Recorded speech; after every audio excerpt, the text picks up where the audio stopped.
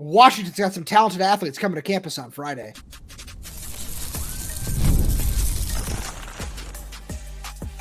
You are Locked On Huskies, your daily podcast on the Washington Huskies, part of the Locked On Podcast Network, your team every day.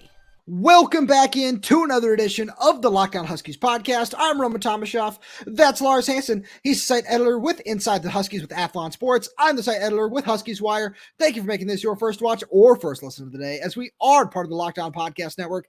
And today's episode is brought to you by FanDuel. Make every moment more. Right now, new customers get $150 in bonus bets with any winning $5 bet. That's $150 with any winning $5 bet. Visit FanDuel.com/lockedon to get started. So, Lars, on yesterday's show, as the everydayers know, we went through a whole lot of the newcomers that were later additions to Washington's May 31st huge visit weekend, which is up to 16 prospects that will be on campus.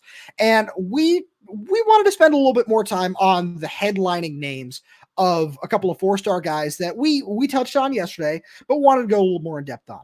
And that's four-star safety/linebacker hybrid Madden Faraimo, four-star athlete Dylan Robinson. We've got a fun. We're yelling at each other in the pre-show about how we feel about him, and four-star cornerback Darius Dixon. So let's just start at the top here. Let's start with Madden Faraimo, a four-star prospect that is certainly being recruited by his teammate Jake Flores, a Washington commit, three-star offensive lineman. Sorry, I got to make sure that's in there.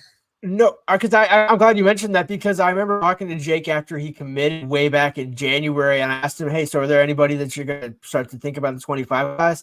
And he mentioned, he's like, oh, I'm going to be all over Madden. And in my head, I was like, are we talking the Tennessee quarterback's younger brother, or are we talking Madden Faraimo? And I'm like, okay. Now I go and watch his tape about a week later, and I'm like, oh, okay, good. This isn't just I'm going to go get my teammate. This is, hey, I think you guys actually might want my teammate arguably more than me. Obviously, no disrespect to Jake. We'll take both of them happily. But when you look at what Madden Faraimo can do, and that's, to me, where – this is the discussion we're going to have, right? I don't necessarily care, but to me, if you're going to do the take, a lot of these decisions are coming down to, well, this school wants me at safety, this school wants me at receiver. Which one do I end up wanting to play at? If you go back, I mean, this is shout out Asa Turner when he committed. It was, well, Washington wants me as a safety, and Notre Dame wants me as a linebacker. I'm open to playing both. As he got closer to making the decision, ended up wanting to play safety. And it doesn't matter where he plays. I do think this could be a potential a la Shaq Thompson in a way where you could start him out at safety or start him out at linebacker and then kick him back to safety if he gets bigger. And if anything, having him closer to the ball starting out will only help his approach to the game. That's where I see that kind of approach taking place, where if you need to kick him back to safety, that's no disrespect on his game. It's just maybe he sees the field better as a safety. But in terms of his hitting ability, his readability, it's all about playing linebacker right away. So I'm glad that's what you said, because you said Shaq Thompson. I was thinking somebody not his college version, but his pro version, and that's a Steve Belichick product, and that's Jabril Peppers. Because this is the guy who plays that role perfectly. Where we talked about Matai Tagoai in a similar light, where he could have done the exact same thing. He commits to USC. Madden Faraimo is just cut from the exact same cloth, where I like his body type a little bit better, where Matai certainly had a little bit more ways to just to go when it comes to putting on weight, which is no knock on him because he's so explosive. I love watching his film. But with Madden, it's a similar discussion of this guy can play both. And at Washington, you almost don't need to make that decision if you're him. And, it's a kind of a confusing thing where a couple weeks ago, it seemed like Washington was out. Now Washington is getting a visit from him. And it all, I think, comes down to this, where that's why they got this visit, where they can just so perfectly utilize his talents, thanks to defensive coordinator Steve Belichick being able to not just say, all right, where that was, when you talk about Asa Turner, that's why it was Washington over Notre Dame. It was, he was going to get pigeonholed in one of the two positions. And he said, all right, I think I'd rather do that at safety. And with Madden, you don't really have to make that decision. And one guy where you might have to make that decision is with Dylan Robinson. And we're really going to get into this. Lars, he looks like he's being recruited, as you wrote on Athlon Sports, as a cornerback. I'm not sure if that's my favorite thing, but I'm going to let you do your thing here first. So I agree with you in terms of why you want to go the other way. But when you look at his 6'3", 190 frame, I'm not necessarily saying if he's just price stock, but I can see that's where John Richardson might be coming from when you look at him, because to be fair, he does project somewhat as a safety at the college level in terms of that's where 247, as Greg Biggins noted, that's where he sees him. But when you look at him playing outside cornerback, he's got the hips, he's got the ability to turn and make reads, and those receiver ball skills that you're going to talk about. Why not take less hits and make a couple of them on defense? And to me, that's the argument for, okay, if I can play offense or defense, do I want to get hit or do I want to make the hit? And arguably, this is something we talked about with the safeties in general. His ball skills, you're not going to get hit. Like we had 4 interceptions last season, 5 PBUs, even had 4 tackles for loss to me, which tells me he can also play the run well. He can make those quick reads in terms of if you're making a screen or a quick pass, he can get up, shed that first tackle, and first blocker and get to the second level pretty quickly as an outside cornerback. This isn't him coming. Now, I will say there, I believe 2 of them he was closer lined up towards an edge on the box, but he obviously wasn't an edge, but was closer towards the box and an outside cornerback. But he really has a special skill set to play defense. And again, you can't fault the kid for wanting to go make plays on offense, but I think when you look at the track record of John Richardson and then you combine that with the top 10 athleticism in the country of a guy like Dylan Robinson, to me, just if anything, come in as a cornerback, and if you really are committed, like Vincent Holmes sort of was for a second there, to play receiver, then so be it. We'll take you as a 4-star receiver as well. But all indications are they just want to start him at quarterback. So I 100% agree with everything you just said. I love him at cornerback. I think he'd be a fantastic cornerback. I didn't want to get lost in translation with how we opened that, but that being said, I was watching his film. I watched his first play where he takes this quick slant, runs through half of the defense, around the other half of the defense, and I said, I don't care. I want this kid to play receiver. Like that's the long and the short of it right there. Where 6'3", 190, you can find a way for him to make so many plays on the outside. If he grows another inch and a half, all of a sudden you're already looking at a guy who's a matchup nightmare. All of a sudden you're looking at a Denzel Boston on the outside, where he's got that kind of ball skills. He's got that kind of long speed, the athleticism, and he's just a really exciting prospect on either side of the ball, which is just kind of the theme of the show.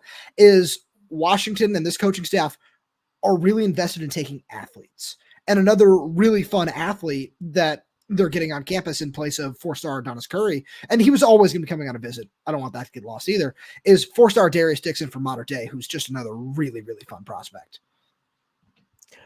We got to ask Dash sometime when we have him on the show next month at some point, because he's had a couple of practices, I believe, with Mater Dei in the spring. He hasn't had a chance to play against them, I believe, but how frustrating is it going to be, and how much of that frustration are you going to take into your recruiting efforts to make sure you don't have to ever face him again? Because Darius Dixon, man, and that's the thing with me. If you want to put Dylan Robinson on offense or safety, go for it. My pleasure. Because Darius Dixon, my word, anytime you can get a kid out of Mater Dei, obviously it speaks for itself. But he's not he's a byproduct of Mater Dei. No, he could ball out wherever he plays. I want to make that very clear. This is a talent where if you're John Richardson, this is somebody you absolutely have to get. And I mean, at the same point, as I say that, you got Philip Bell and other guys on campus, so no fault to you. But I think even with them, if I'm Philip Bell, I'm like, yeah, cool. You lock down one half, I lock down the other half. Call it a day. Sounds good. Awesome. You mean sorry. Or Dijon, what I said, Philip Bell? Yeah. Yeah. Hey, right skill, wrong side of the field. But and for that reason, if you can just get 2 lockdown cornerbacks, that's exactly the type of guy that John Richardson needs to get. And when you look at the level of talent, and this is no disrespect to the guys in the room, he's going to do wonders with Darius Dixon, Elijah Jackson, obviously efficient price stock that he did at Arizona. But when he gets the starting out 4-star level talent, watch out. Yeah, absolutely. Lars, with that being said, let's go to everybody's favorite position, the offensive line. And we'll get the right after message from our good friends over at FanDuel, because it's winner take all time in the NBA and NHL. And FanDuel is giving you a shot to bring home a big win of your own. Right now, new customers get $150 in bonus bets with any winning $5 bet. That's $150 bet on spreads, money lines, player props, and more. Visit FanDuel.com/lockedon. Make every playoff shot count. FanDuel is America's #1 sportsbook. And with the Celtics as we record this, only one win away from the NBA Finals. I'm going to go back to the Drew Holiday train here and say, hey, if you want to make some early bets, go check out those FanDuel odds. They got some great ones up there for some futures on the finals. Drew Holiday, finals MVP. I love me some Jason Tatum, but just after the way he played hero in game 3, I got to give a shout out to my guy. So, Lars, the offensive line, as we gave a shout out to Jake Flores there at the beginning, is one of the most important parts of this class. I wrote about the other most important part of this class being the front 7 over on Huskies Wire. So that's something you need to make sure you go check out as well for all the everydayers out there. And because building through the trenches is just so important. It's such a big part of what the Big Ten is and just what team building needs to be. And we saw how far a fantastic offensive line can take Washington, along with a spectacular passing game, of course. But now it comes down to Brennan Carroll. There are 2 tackle prospects that are going to be on campus this weekend.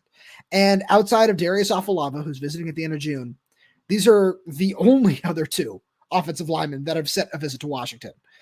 And, you know, whether that means you feel good about some of the guys that have already taken a visit, Champ Taulealea and Douglas Utu, or maybe you feel you can get all the guys that are, you know, visiting. You need to close in some of these guys now. It's getting down to that point.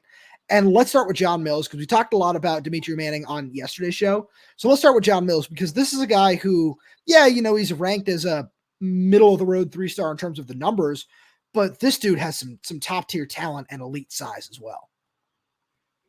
Yeah, first off, let's start there with the size. I mean, anytime you can get a 6'6", 6'7", 300-plus pound offensive tackle, that's by the way, a true tackle.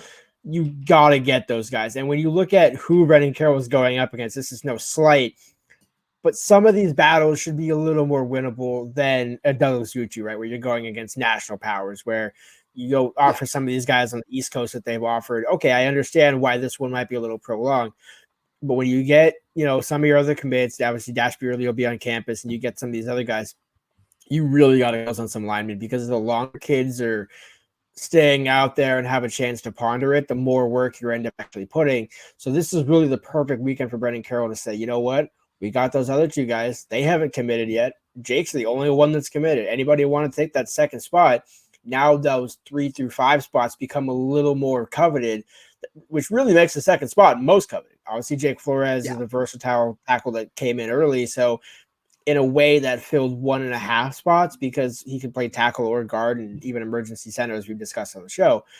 So in terms of having that versatile guy starting out, it allows you to be a little more flexible, but just for the love of God, you can see John Mills playing 2 years at least as a starting tackle in this offense and just really flourishing. And he's not stiff. He's not, and that's the thing that is encouraging when you look at his size. Well.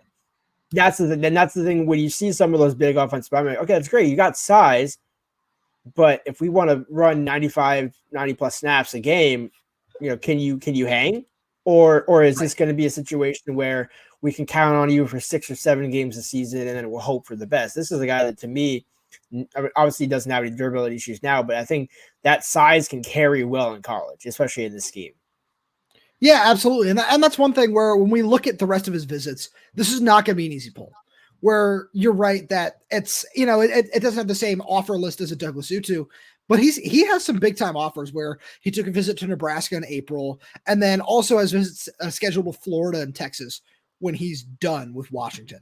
And he's got a crystal ball to Texas on 247, but this is still a guy who I think Washington is very firmly in the mix for, and something where when we saw him on campus, it's been almost 6 weeks since we saw him. It's time is flying when it comes to spring practices and everything like that.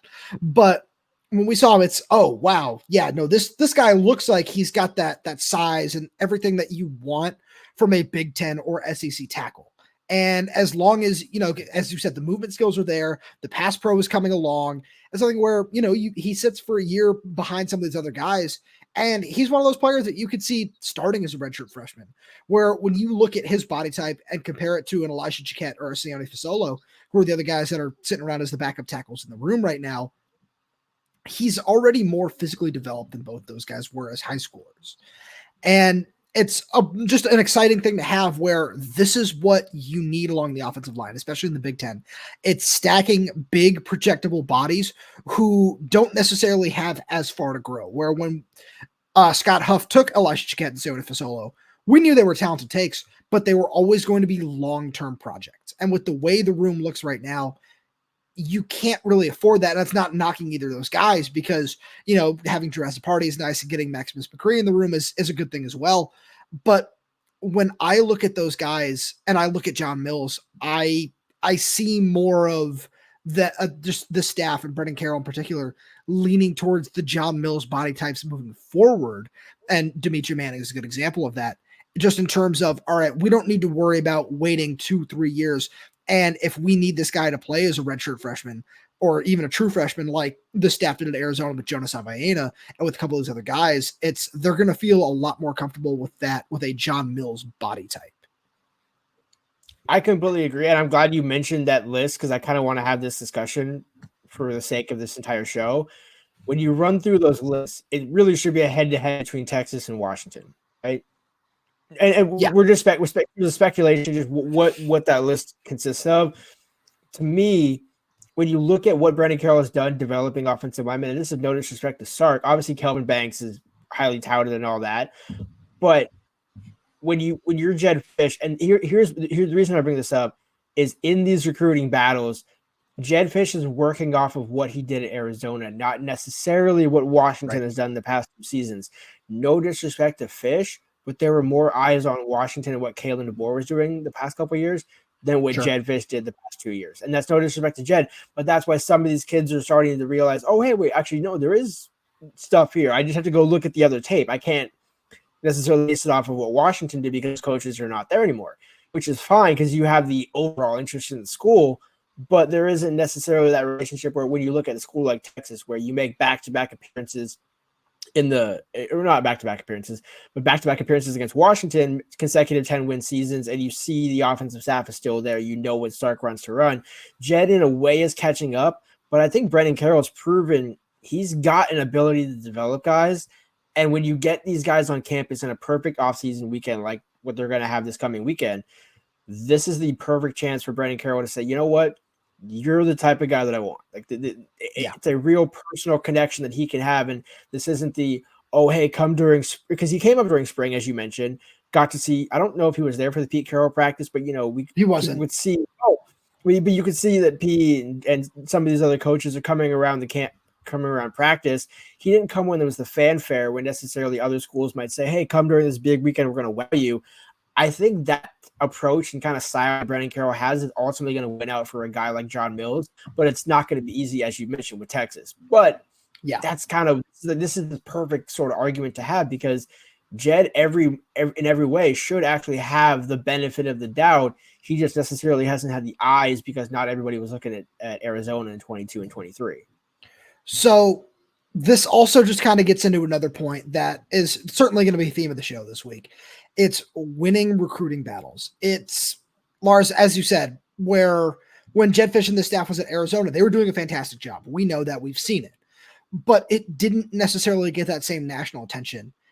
And now with the goals that they've set, with the recruiting class that they want to bring in, it's time to go win those recruiting battles where we saw Kalen DeBoer's staff starting to be able to do that. We saw, like a few inklings of it, like when Noah Carter committed, when Zadrius Rainey Sale committed for the 2025 class. Now that we see what Josiah Sharma is turning into, winning that battle really, really early on, things like that are just kind of the keynotes. And that's why we want to bring up John Mills is in this recruiting battle, which is probably going to be Washington versus Texas. As you said, it becomes even more important to close on this guy and to be able to say, all right, yeah, we went head to head with Texas, who is going to be, it feels weird saying this, but one of the powers in the SEC, because that's where they're going. And if they're, top 5 team in the SEC every year, I wouldn't be surprised at this point. And especially just the SEC thing. That's weird. Sorry. That's just where my mind is going with that. But that's what this school needs to do now. Moving into the Big Ten, moving into this new era of college football. We got a lot of questions about paying players. We're probably going to get to that at some point next week after all the recruiting stuff dies down. But it's something where the more you look at it, the more that you see that these battles are the ones that you need to win. Getting Raiden Vinesprite over all the offers that he had was a really, really nice one. Getting Dash Barely to commit so early on is such a big win because that dude is really talented. And I think he's going to keep blowing up over the course of the summer. But seeing all those things and just trying to stack those little ones, they're all great. And I'm not saying those aren't worth anything, but getting somebody like John Mills, even though, again, not the highest rated recruit, getting him away from Texas is a big win. You could say the same thing about Josiah Sharma. Getting him away from Texas or Alabama would be a big win. And then you can, use that to your advantage when you go to try to close again on a Dijon Lee, on a Douglas Utu, if you want to stay on the offensive line, on a Champ Taulealea. You can bring all that momentum to the table and say, hey, we're getting all these guys. We're getting all these guys to spurn Texas, to spurn Michigan, Ohio State, whoever it is, to come to Washington, this team was just in the national championship a little over 4 months ago. That's something that shouldn't be lost. Yeah, it was a different staff, and I know it's something that Lars, I'm sure you've heard when you've talked to some of these recruits, I know I have as well, is that's something that they noticed. And of course, that's something that Jedd Fisch is going to sell, is with the resources, with everything that can be in place here at Washington, that's something that could continue to roll. And with that being said, Lars, let's jump into a position that was very important in that national championship game, running backs.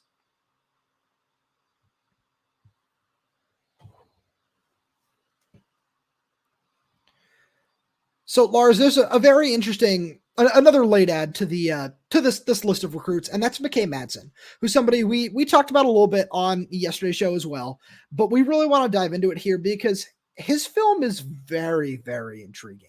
Listed at 6'2", 210 pounds on 247 Sports, plays running back, linebacker, safety, and I watched his film, and I know he was offered by Robert Bala, meaning if he does commit to Washington, it's probably as a running back.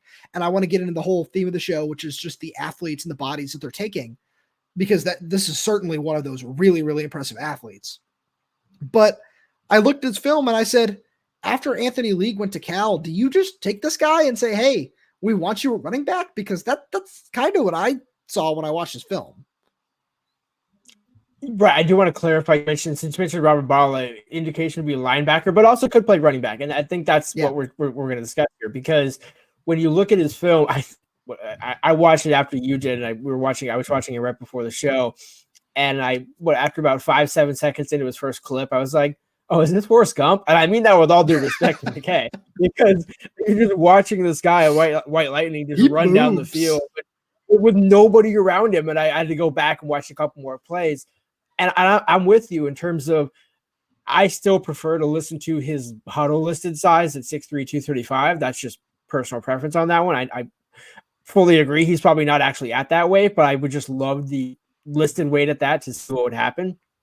Because no matter what he is listed at, he moves really well. He's got great vision. I don't want to say Christian McCaffrey, but because, for obvious reasons, I don't want to say McCaffrey. But with that being said, you can see the hint of vision that Christian McCaffrey has, the elusive in terms of how quickly can you make a cut? How quickly can you diagnose what the defense is going, which way the defense is going, and cut back against the grain, and then show off that speed that he has.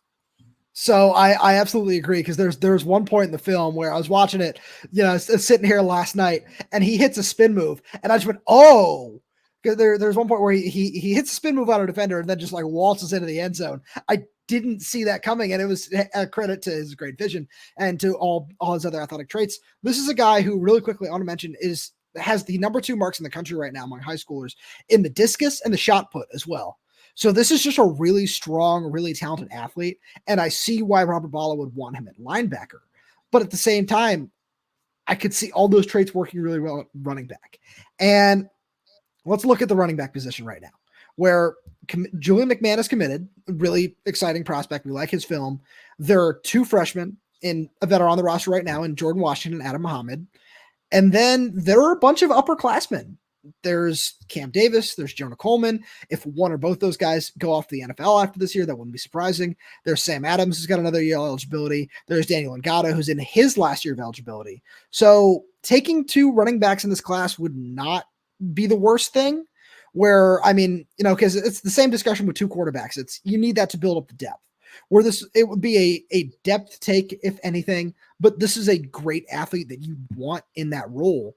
And you can probably go into the transfer portal and find a veteran back, where that's probably the one position where, it's okay to kind of bridge the gap to Adam Muhammad a little bit more, where it seems like he's going to be the workhorse moving forward, just from watching him at spring camp. But if you want a guy to just split carries with him, just take some of that load away from him, you could probably go to the transfer portal for that. But that being said, just looking at the late addition of Madsen to this list of visitors, and looking at his athleticism and looking at a lot of these other guys, like we talked about in the opener with Madden Faraimo, with Dylan Robinson, and John Mills being another one, it's just the staff is recruiting really, really good body types and really, really good athletes. And it just kind of feels like no matter what position they're being recruited at right now, the goal is get them in the door and then see what happens from there. It's one thing, and I'm glad you mentioned that, because it's the one thing that people used to always harp on under Chris Peterson, and just in the traditional Pac-12 way, where, you're taking some 5'9" cornerback, 5'8" cornerback, who's probably actually 5'6", but listed at 5'9" just for the sake of it. You're getting all these guys that could easily play at any Big Ten school, and when you look at some of their offer lists, they're either going to the Big Ten, Big 10, Big 12, or the SEC. Sorry. It's still an adjustment period. No, it's still an adjustment. Yeah. And theoretically, I could still make the case that the Pac-12 will exist in 2024. So, it's not truly dead. Real quick on that note, we got to mention it. RIP Bill Walton, one of our all-time favorites, truly. I've just so sad to hear that, but just RIP Bill Walton on the note of the Pac-12. Please, I'm sorry, Lars, continue. Yeah, I was going to say that would have been fun to see what Danny Sprinkle could have impressed upon Bill Walton. I think those two guys just seem like truly beautiful. But especially knowing Sprinkle's history and all that. Anyways, I'm glad you mentioned that, because RP Bill Walton. But getting back to what we were talking about, when you look at all of these guys, there's no one that you say, I don't necessarily know if I like his frame or anything. All these guys can all play one, but they all have the right size. There's nobody where you look and say, he's kind of an undersized edge, or he's kind of an undersized cornerback, or he's an undersized receiver. They're all coming in to play either specific positions in that case, or more likely than not, which is what the case of all these guys, they're all big and can play multiple positions, and you just want to get the overall talent on the roster better. That's pretty much what college football is get the 85 most talented guys you can find and figure it out from there. Okay, 84 guys plus the quarterback. In terms of, but even a quarterback in some. I thought you were going to say kicker. Well, yeah. No, I'm not going to do that. No, I like kickers too much. I just like specialists too much, because that was the one position where if I had ever actually played football, I wanted to be a kicker. I respect that. Because first of all, I'm 5'6". There's nothing else that I'm playing besides potentially punter. But punter, I will make the case that. Hold on, we should get back on track here. But this is a whole separate podcast. But this ties all in together, because all these guys and when what they play at, there's multiple positions they can play at. So you want to get them on campus and in the building. That's really all that this is boiling down to, because whether you like a guy at tight end or linebacker, if the coaches think he can play both, I don't have a reason to believe the coaches are going to take a guy at a lesser position just because. This staff does not seem like that kind of staff.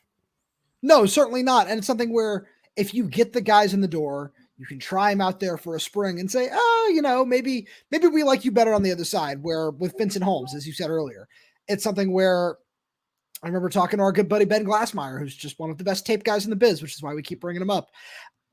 He comes in, and I remember watching his film with Ben for the first time. He said, "This guy's going to play receiver?" I said, "No, he's a safety." And so those things where he's said the same things. I like him better at receiver, but I can see how his speed would fit at safety. And it's the same thing with so many of these guys.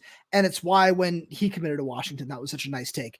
And there have been so many of those that happened under Kalen DeBoer. And it seems like Jedd Fisch is going to try to take that up to another level with some of these top 100, top 200 guys. You just want to make sure you get the best athletes you possibly can in the room and go. And with McKay Madsen, that certainly would be the case there, because, it's one of those things where I feel like when Washington fans, especially for so long, have gone and looked at a 247 page and they'll see, a guy is, oh, he's unranked and he's got 3 stars. He's rated as an 86 by 247. I feel like Josiah Hammond is a great example of somebody we're probably going to get to a little bit later on since he's been visiting at the end of June. But there are some of those guys where I remember Ratumana Bulabu, just one of my favorite prospects in last year's class, where you say, oh, he's a 3-star, he's ranked as this. Oh, I'm not sure what this film is going to look like. And then it's, wait, this guy can really move. This guy's a good athlete. He can really play. And Jedd Fisch's coaching staff has done a really good job of identifying some of those guys and getting commitment from some of those guys. Getting, Jake Flores, getting Dash Beerley, these guys are still rated as 3-star recruits. Raiden Vinesbright's another great example where these guys are all rated as 3 stars, but they certainly play way, way higher than that, just with the way they move, with how projectable they are. And now it's about combining some of those guys with some of these other top projectable bodies, with a guy who can come in and play right away, like a Zadrius Rainey Sale could. And that's just kind of what this recruiting process needs to be going forward. And that's why when Jedd Fisch says things like, yeah, I want this to be the best recruiting class in school history, it's why I believe he can do that, because he's showing that he's going to take the right bodies and just take the right athletes at the right positions, which is, as you said, Lars, half of what recruiting is. Because with this coaching staff, with the coaching staff he's put in place, he can certainly make sure that they're developed at no matter what position they end up playing once they're on campus. The hard part is making sure they get on campus, because then the coaches can do what they're paid to do for the majority of the time, and that's coach. And with that being said, Lars, thank you so much for being here. Thank you to all the Everydayers for tuning in. We've got so much more great stuff for you coming this week on just this massive week of official visits. We're going to be hammering that point all week long. So make sure you stay right here on Locked On Huskies and subscribe wherever you get your podcasts, whether that's YouTube, Spotify, Apple Music, Amazon Music. We're there. We're everywhere. We're updating this channel with new content every single day. So make sure you click that subscribe button, click that like button. Let us know that you enjoy the content. Click that little bell so you never miss when we post a new video. Get any questions, comments, concerns, drop them right down below in the comment section. If you're audio only, please leave us a 5-star review. Thank you so much for tuning in, and we will talk to you on Wednesday.